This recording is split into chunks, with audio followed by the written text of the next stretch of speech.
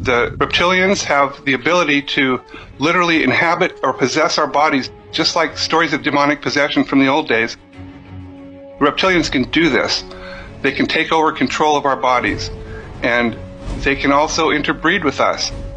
The Draco reptilians, which are the leadership caste of reptilians, let's say, they also are psychic vampires. They love to feed on our emotions, especially strong emotions like terror, anger, heartbreak. They set up a lot of people so that they can put them in situations where these emotions will come out, and then they can just invisibly harvest that energy, because of course our bodies are putting out energy all the time, and the more intense the emotion is, the more energy that we put out from our bodies, and they can just basically feed off of that. But the Draco also, they're carnivorous. They like to eat humans, especially babies and young children, because they haven't polluted their bodies. And there's millions of people that have gone missing over the past several decades that have never been accounted for. Where do you hide millions of people? You can't hide them. You know, they're being turned over to these aliens. They'll do anything they can to get them as terrified as possible, because when their bodies are infused with the maximum amount of adrenaline, they get like a kind of a high off of it that they've kind of become addicted to. It's like a drug to them.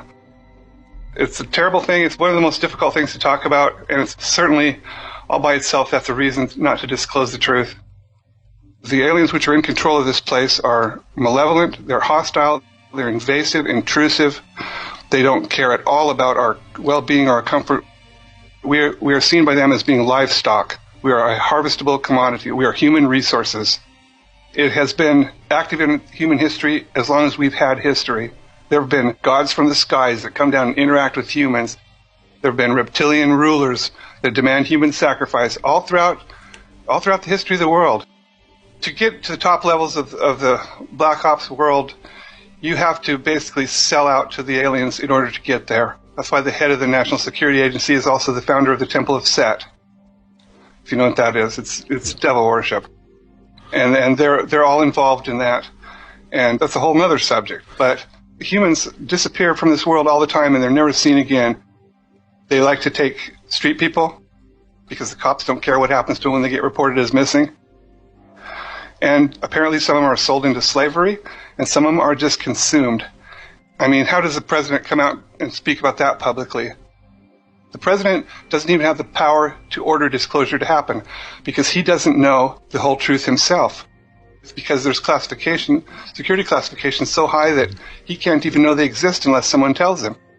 The attitude of the military is, any president is going to be gone within 4 to 8 years, but the military will remain and the aliens will remain, and so will the projects that we're engaged in together. And so the president has to be informed that the aliens are here, but there are at least 16 levels of security classification above what the president is cleared for.